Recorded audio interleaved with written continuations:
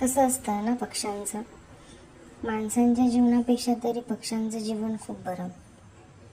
माणसाला सगळ्याचाच मोह असतो.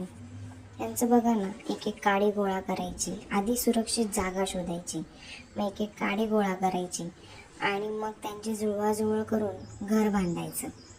घर झालं की त्यात आपल्या पिल्लांना जन्म घालायचा, पिल्लांना लहानाचं मोठं करायचं, त्यांच्या पंखात बळ द्यायचं, परत ती पिल्लं उडून जातात, तेही त्यांचं घर तयार करतात.